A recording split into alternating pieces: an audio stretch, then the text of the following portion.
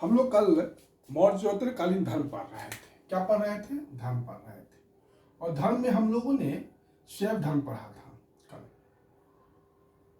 शैव धर्म पढ़ा था।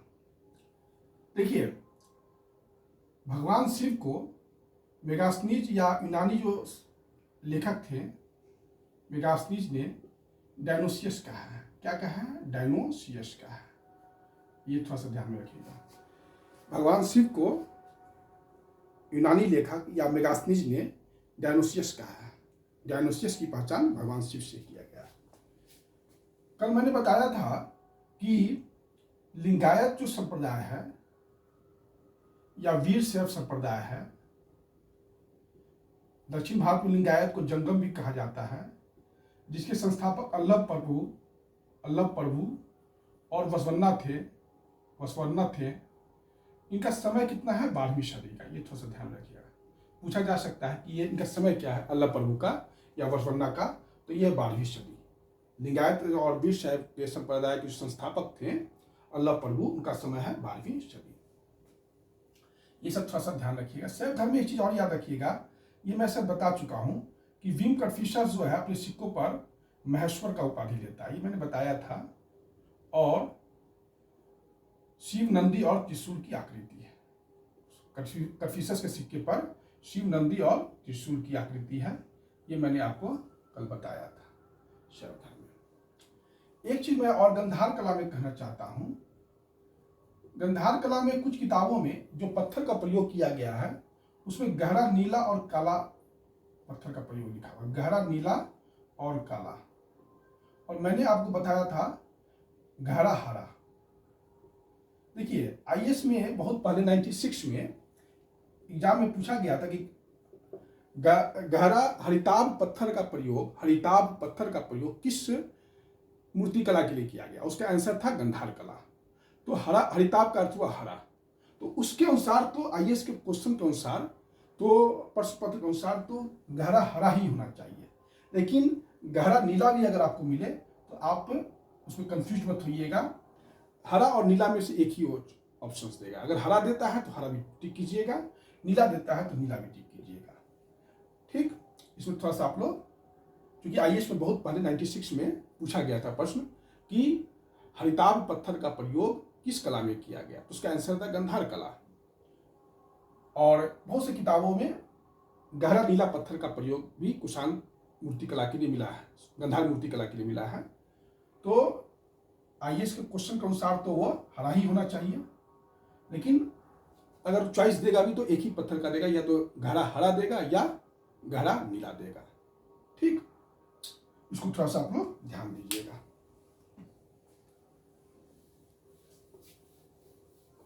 लेकिन एक ही पूछेगा, जो भी पूछेगा या तो हरा पूछेगा या नीला पूछेगा, दोनों नहीं पूछेगा साथ साथ। ये थोड़ा ध्यान रखिएगा। लेकिन दोनों जानकारी में रखिए, है ना, दोनों जानकारी में रखिए। उसके बाद अब हम लोग भागवत धर्म पढ़ेंगे। अब हम लोग क्या पढ़ेंगे? भागवत धर्म पढ़ेंगे।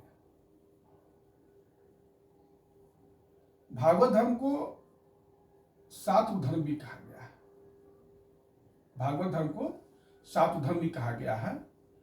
और देखिए, भागवत धर्म की कहानी जो है शुरू होता है आपको पाणिनि की अष्टाध्यायी से। पाणिनि, याद होगा, पाणिनि का व्याकरण किताब है अष्टाध्यायी। मैंने बताया था आपको, ये 500 BC का किताब है। और इसमें वासुदेव का चर्चा किया गया है। इसमें किनका चर्चा किया गया है? वासुदेव का चर्चा किया गया है। छांदोग्य उपनिषद है, इसमें भगवान कृष्ण का चर्चा है। और इनके गुरु घोड़ा अंगिरस का चर्चा है। और इनकी माता देवकी का चर्चा है। छांदोग्य उपनिषद में भगवान कृष्ण, उनकी माँ देवकी और घोड़ा, उनके शिष्य घोड़ा अंगिरस का चर्चा है। ये छांदोग्य उपनिषद में चर्चा है। ठीक, एक मोरा अभिलेख है। ये मोरा अभिलेख जो है प्रथम शताब्दी एडी का है। कब का है? प्रथम शताब्दी एडी का है। इसमें जो है संकर्षण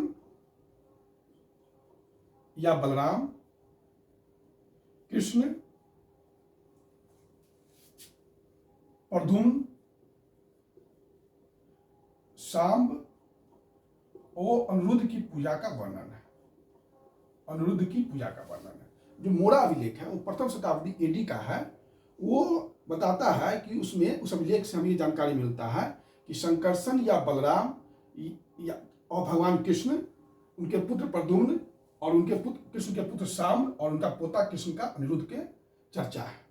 ये जो है मोरा अभिलेख हमें बताता है। और छांदोग्य उपनिषद से पता चलता है कि भगवान कृष्ण की माँ देवकी थे और घोड़ा अंगिरस था। ये जो थे सूरसेन जनपद के थे। छांदोग्य उपनिषद से हमें सूचना मिलती है कि सूरसेन जनपद के थे, अंधवृष्णि कबीला के थे। किस कबीला के थे? अंधवृष्णि कबीला के थे। ये सूरसेन की राजधानी कहाँ हो गई? मथुरा। ठीक, तो मथुरा के रहने वाले थे, अंधवृष्णि कबीला के थे। इसको सातवत, अंधवृष्णि कबीला को सातवत कबीला भी कहा गया है। अंधवृष्णि कबीला को सातवत कबीला भी कहा गया है। और इसी सातवत कबीला के नाम पर भागवत धर्म को सातव धर्म भी कहा गया है। भागवत धर्म को सातव धर्म भी कहा गया है। क्लियर? भगवान विष्णु के अनुयायी को भागवत कहा गया है। भगवान कृष्ण के अनुयायी को भागवत कहा गया है। ठीक, और इसमें जो है भागवत धर्म में भक्ति पर बल दिया गया है। भागवत धर्म में भक्ति पर बल दिया गया है। क्लियर? कोई दिक्कत आप लोगों को यहां तक नहीं होना चाहिए। देखिए, वैदिक कर्मकांड के खिलाफ काफी विद्रोह हुआ, तो अब जो है भक्ति पर बल दिया जाने लगा। अब जो है भक्ति ही एकमात्र मोक्ष है, इस तरीके की बात हो गई। भक्ति ही एकमात्र मोक्ष है। ठीक, ये वैदिक कर्मकांड के खिलाफ आया था। भागवत धर्म की जो उत्पत्ति हुई वो वैदिक कर्मकांड के खिलाफ हुआ। भागवत धर्म का जो सबसे ज्यादा पराकाष्ठा पर पहुंचा भागवत धर्म, वो गुप्त काल में पहुंचा। वो किस काल में पहुंचा? गुप्त काल में पहुंचा। क्योंकि गुप्त काल के जो राजा थे उन्होंने परम भागवत का उपाधि लिया। परम भागवत का उपाधि लिया और इनका जो राजकीय चिन्ह था वो गरुड़ था। गरुड़ जो है विष्णु की सवारी है। गरुड़ क्या है? विष्णु की सवारी है। देखिए, भागवत धर्म में भगवान कृष्ण हुए, लेकिन महाभारत काल तक आते आते कृष्ण को विष्णु का एक अवतार माना गया और इसलिए जो है इस धर्म को, भागवत धर्म को वैष्णव धर्म भी कहा गया। भागवत धर्म को क्या कहा गया? वैष्णव धर्म भी कहा गया। और विष्णु के 10 अवतार की इसमें कल्पना की गई। विष्णु के 10 अवतार की कल्पना किया गया। भागवत धर्म में सबसे ज्यादा भक्ति पर बल दिया गया है। भागवत धर्म में मोक्ष के लिए नवधा भक्ति का चर्चा है। मोक्ष के लिए क्या है? नवधा भक्ति का चर्चा है ना। इसी में अवतारवाद का कॉन्सेप्ट आया और अवतारवाद का सबसे पहला कॉन्सेप्ट कहा गया है श्रीमद् भागवत गीता में। श्रीमद् भागवत गीता में सबसे पहले आपको अवतारवाद, भगवान जो है अवतार लेते हैं, इस चीज का कॉन्सेप्ट सबसे पहले श्रीमद् भागवत गीता में आया। मेरे ख्याल से समझने में आप लोगों को कोई दिक्कत नहीं हो रहा होगा, है ना। श्रीमद् भागवत गीता में, गीता जो है वो महाभारत का ही एक अंश है। गीता क्या है? महाभारत का एक अंश है।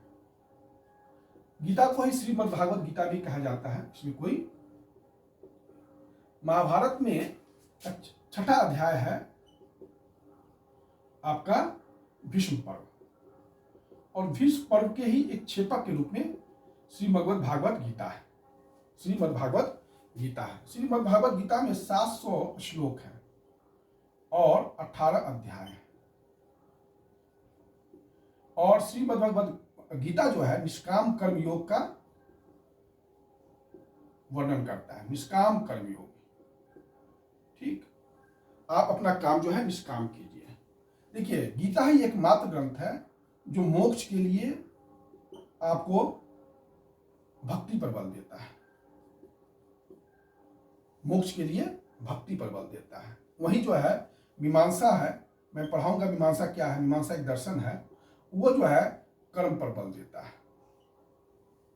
ठीक, सॉरी, मोक्ष के लिए गीता जो है मोक्ष के लिए भक्ति, ज्ञान और कर्म तीनों पर बल देता है।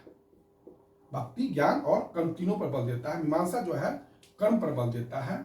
शंकराचार्य जिनका दर्शन अद्वैत है वो सिर्फ ज्ञान पर बल देते हैं, और रामानुज का जो दर्शन है विशिष्टाद्वैत वो जो है भक्ति पर बल देता है। वो क्या करता है? भक्ति पर बल देता है। निष्काम कर्म योग है आपका, काम अपना करते जाइए, और तीनों चीज पर बल दिया गया है, भक्ति, ज्ञान और कर्म, है ना। ये नहीं है कि सिर्फ भक्ति कीजिए, ज्ञान नहीं मत रखिए। भक्ति, ज्ञान, कर्म, ये तीनों में गीता पर बल दिया गया है। और आप अपना कर्म जो है निष्काम कीजिए। गीता पर बहुत सारा टीका लिखा गया है, श्रीमद् भागवत गीता पर बहुत सारा टीका लिखा गया है। श्री मध्यकालीन भारत में अगर देखा जाए तो सबसे पहले गीता पर टीका लिखने वाले थे शंकराचार्य। उसके बाद जो है रामानुजाचार्य लिखे। शंकराचार्य के बाद कौन लिखे? रामानुजाचार्य लिखे।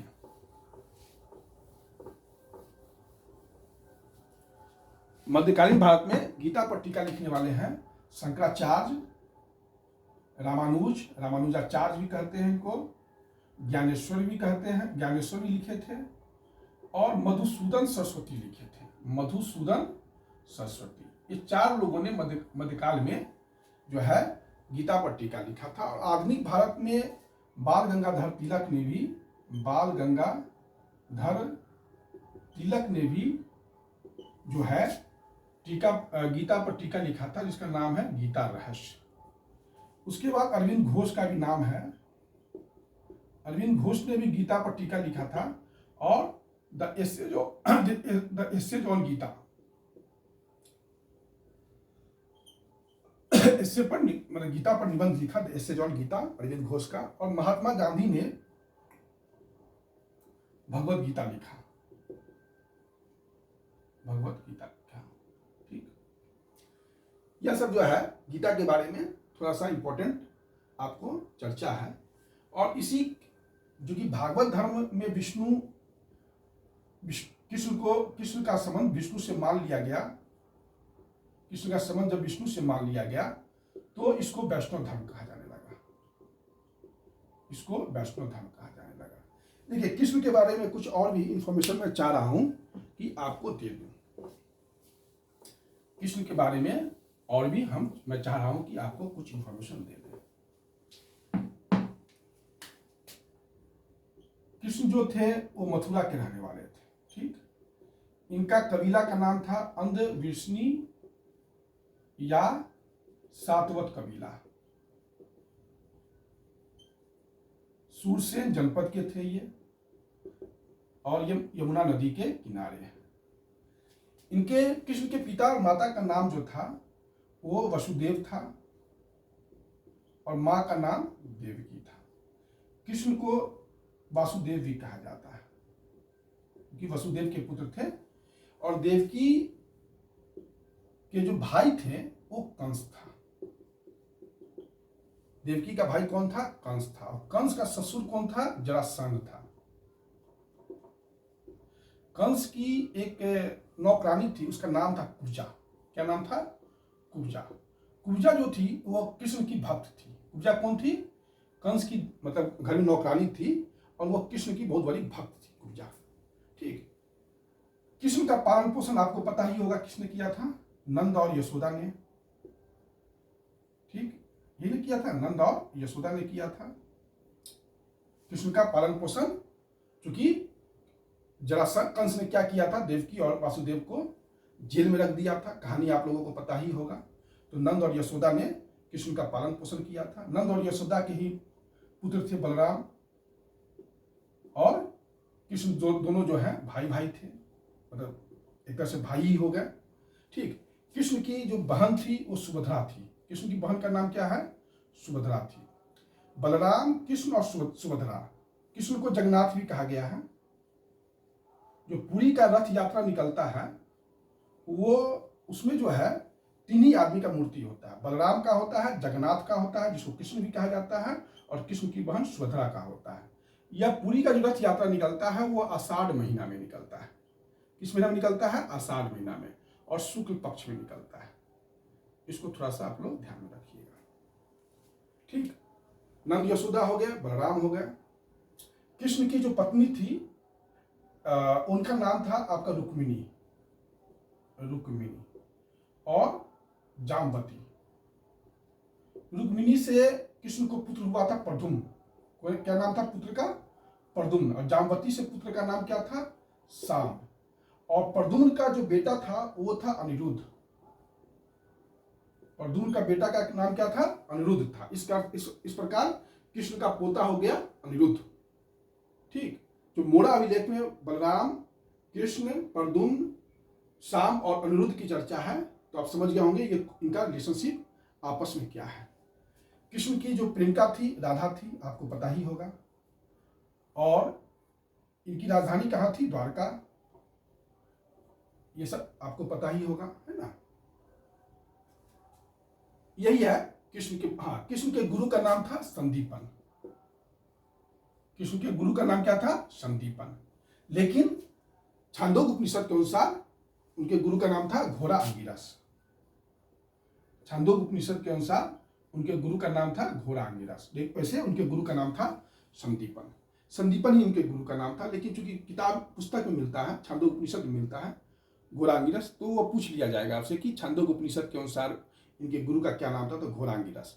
अगर चॉइस भी देगा तो एक ही चॉइस देगा, या तो घोड़ा अंगिरस देगा या संदीपन देगा, अगर कृष्ण के गुरु का नाम पूछा गया तो।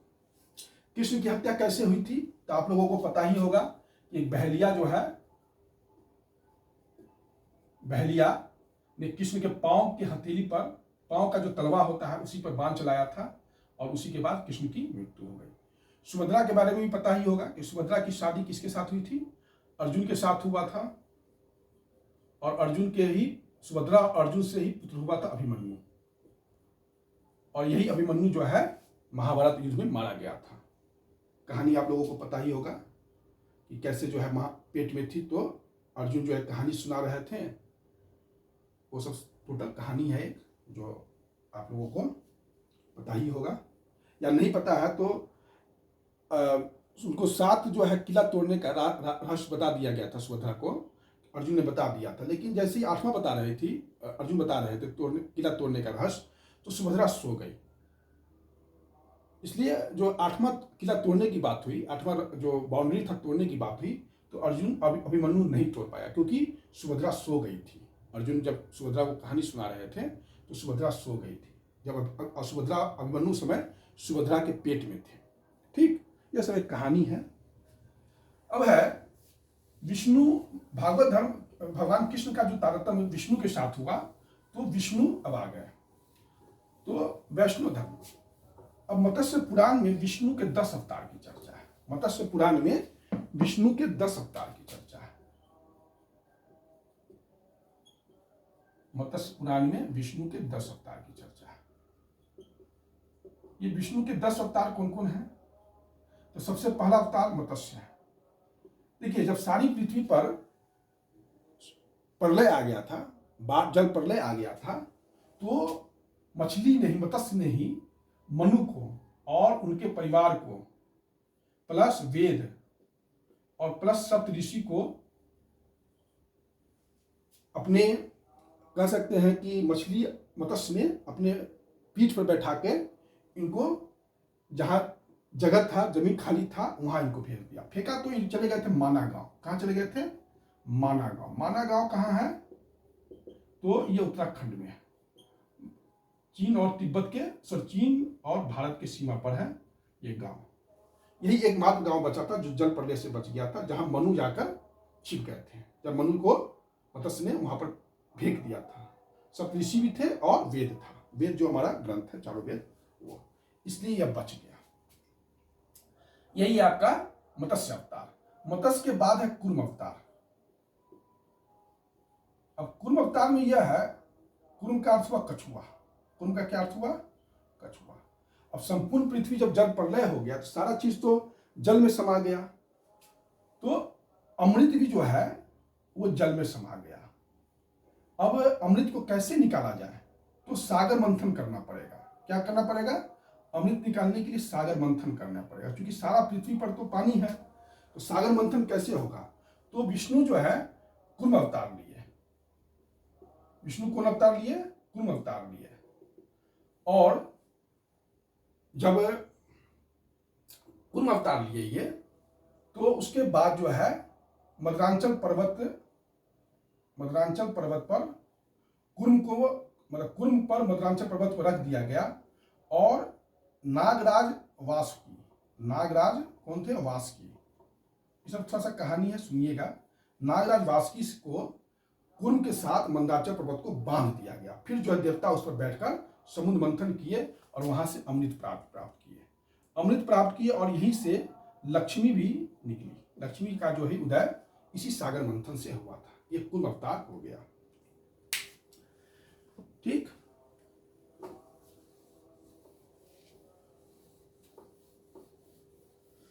अब है वराह अवतार। अब कौन सा अवतार है? तीसरा अवतार है वराह अवतार।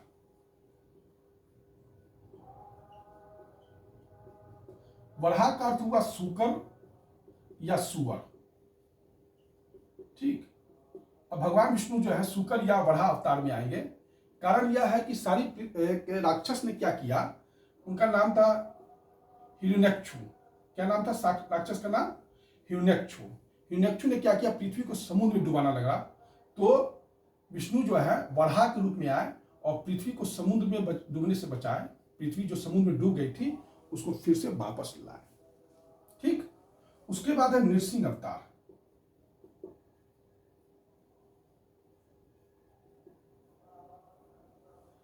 यह जो है नृसिंह अवतार, एक राक्षस था हिरण्यकश्यप।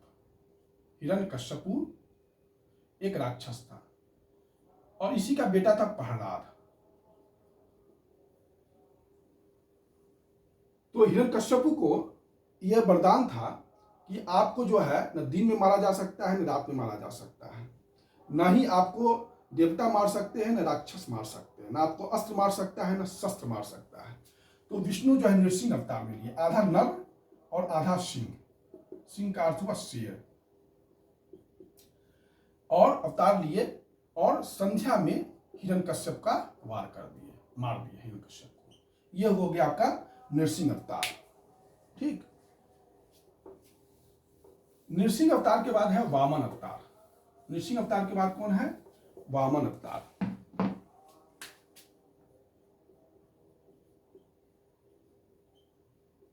वामन अवतार में हुआ, वामन का अर्थ होता है बौना।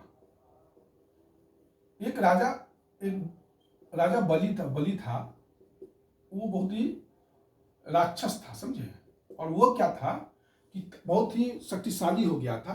तो विष्णु जो है उसके पास गया और बौना हो गया। वामन माने बौना। और कहा कि हमको जो है 3 आप हमको दक्षिणा में दीजिए, 3 कदम जो हम नापेंगे वो आप हमको दे दीजिएगा। तो राजा बलि बहुत खुश हो गया कि जो बौना जो है हमसे 3 कदम दक्षिणा मांग रहा है। तो वो तैयार हो गया। तो राजा बलि ने पहला कदम में आकाश को नाप लिया। अपना विष्णु जो है विष्णु जो वामन अवतार में थे, बौना में थे, उन्होंने अपने आप को विशालकाय किया और एक डेग में आकाश को नाप लिए, दूसरा डेग में पृथ्वी को नाप लिए और तीसरा डेग में कदम में उन्होंने बलि को नाप लिया। और बलि चला गया पाताल लोक में। बलि कहाँ चला गया? पाताल लोक में।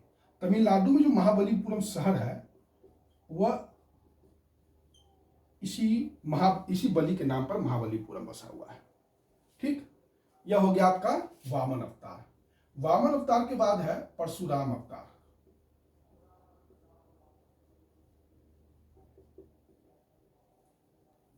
देखिए परशुराम जो थे वो, इनके पिता का नाम था जमदग्नि। जमदग्नि क्या थे? ब्राह्मण थे। तो एक क्षत्रिय राजा थे कृतविर्ज। क्या नाम था क्षत्रिय राजा का नाम? कृतविर्ज। बढ़िया। कृतविर्ज ने जमदग्नि से कहा कि आपके पास जो कामधेनु गाय है वो हमको दे दीजिए, आपके पास जो कामधेनु गाय है वो आप हमको दे दीजिए। कृतविर्ज ने कहा, राजा क्षत्रिय ने कहा जमदग्नि से। जमदग्नि कहे कि हम नहीं देंगे, तो कृतविर्ज ने जमदग्नि को मार दिया। तो जमदग्नि का बेटा था परशुराम। इस बात से काफी परशुराम गुस्सा गए और इन्होंने कृतविर्ज को पराजित किया और 21 बार क्षत्रियों को नाश किया। 21 बार। इतना इन्होंने गुस्सा है कि मेरे पिताजी का जो है इसने हत्या किया, तो 21 बार उन्होंने क्षत्रियों को पराजित किया था। यही है परशुराम। परशुराम के बाद जो है राम है। परशुराम के बाद कौन है? राम है। राम के बारे में तो पता ही होगा, रावण को मारा। कृष्ण अवतार के बारे में पता ही होगा, पढ़ा ही चुके हैं सारा चीज। राम अवतार, कृष्ण अवतार, कृष्ण अवतार के बाद आया बुद्ध अवतार आया। ये 9वां अवतार है कृष्ण जी, बुद्ध जी। और यह जो है अंतिम अवतार कृष्ण का, सॉरी विष्णु का अंतिम अवतार यही है। अंतिम अवतार कौन है? विष्णु का बुद्ध अवतार ही है। बुद्ध के बारे में पता ही है, मध्यम मार्ग ये सब मैंने बताया था। अगर आपसे पूछे कि विष्णु का अंतिम अवतार कौन है, तो बुद्ध अवतार। और जो आने वाला अवतार है वो है कल्कि अवतार। ये कलयुग में आएगा। कब आएगा? कलयुग में आएगा। हाथ में तलवार लेकर आएगा और सफेद घोड़ा पर बैठ कर आएगा। सफेद घोड़ा पर बैठ कर आएगा। क्लियर? अच्छा, एक चीज बता देते हैं, विष्णु का सबसे पहला उल्लेख ऋग्वेद में हुआ है। विष्णु का सबसे पहला उल्लेख कहां हुआ है? ऋग्वेद में हुआ है। ऋग्वेद में भगवान का 3 कोटि है, 3 कोटि है, 3 वर्ग है। उसी में विष्णु जो है आकाश के देवता है और 3 पग में, चाहे 3 कदम में विष्णु ने पूरे ब्रह्मांड विश्व को नाप दिया था। ये कथा ऋग्वेद में भी है, ठीक। और ये मत्स्य पुराण से भी हम लोगों को मिलता है। जल प्रलय की कथा जो है मत्स्य पुराण में भी है और शतपथ ब्राह्मण में भी है। ये मैंने आपको बताया था। जल प्रलय की कथा जो है विष्णु पुराण में भी है, सॉरी मत्स्य पुराण में भी है और शतपथ ब्राह्मण में भी है। तो यह हो गया आपका वैष्णव अवतार के बारे में या भागवत धर्म के बारे में। देखिए, भारत में कुछ जगह कुंभ मेला लगता है। वही अमृत कहां कहां गिरा था, सागर मंथन वही चीज से कुंभ मेला जुड़ा हुआ है, ठीक। कुंभ मेला बहुत ज्यादा डेप्थ में हम नहीं जाएंगे, बस यही बता देते हैं कि कुंभ मेला हर 12 साल पर लगता है। हर 12 वर्ष पर कुंभ मेला लगता है। कहां लगता है? तो नासिक, उज्जैन, हरिद्वार और प्रयाग। प्रयाग का अर्थ हुआ प्रयागराज। अब हम इलाहाबाद नहीं बोलेंगे। नासिक जो है वहां पर कौन सा नदी है? तो गोदावरी। उज्जैन में कौन सा नदी है? क्षिप्रा। हरिद्वार में कौन सा नदी है? गंगा। प्रयाग में कौन सा नदी है? गंगा, यमुना और सरस्वती। यहां पर हर 12 साल में कुंभ का मेला लगता है। ये सब थोड़ा सा आप लोग ध्यान में रखिएगा, परीक्षाओं में पूछा जा सकता है। अच्छा, भागवत धर्म का सबसे पहला पुरातात्विक प्रमाण कहां से मिला है, या अभिलेखीय प्रमाण कहां से मिला है? तो सबसे पहले मैंने बताया था हेलियोडोरस का वेशनगर अभिलेख। हेलियोडोरस का वेशनगर अभिलेख। और इसमें सिर्फ वासुदेव भगवान की चर्चा है, बाकी किसी का नहीं है। पूछ लेता है परीक्षाओं में कि हेलियोडोरस के जो अभिलेख है उसमें किस भगवान का चर्चा है, तो सिर्फ वासुदेव का है, बाकी किसी का चर्चा नहीं है। और ये सबसे पुराना पुरातात्विक प्रमाण है भागवत धर्म का। देखिए, विष्णु को जो यूनानी लेखक है या मेगास्थनीज भी है, यह हेराक्लीज कहता है। क्या कहता है? विष्णु को हेराक्लीज कहता है। हेराक्लीज की पहचान भगवान विष्णु से किया गया है।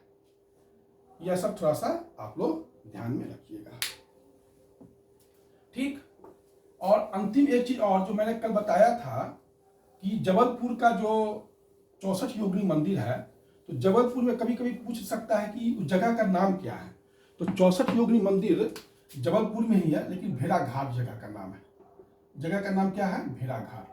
खासकर मध्य प्रदेश जो लोक सेवा आयोग की तैयारी करते हैं उनसे इस तरीके का प्रश्न किया जा सकता है। लेकिन आर्ट एंड कल्चर जो कि यूपी उत्तर प्रदेश संघ लोक सेवा आयोग भी अपने पाठ्यक्रम में शामिल कर लिया है, तो हो सकता है कि अब 64 योगिनी मंदिर जबलपुर न देकर पूछ ले भेड़ाघाट। तो भेड़ाघाट जबलपुर में ही है और मध्य प्रदेश राज्य में है। यही हुआ धर्म।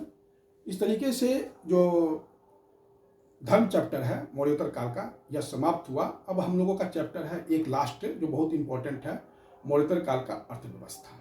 ये चैप्टर अब हम आपको कल पढ़ाएंगे। धन्यवाद।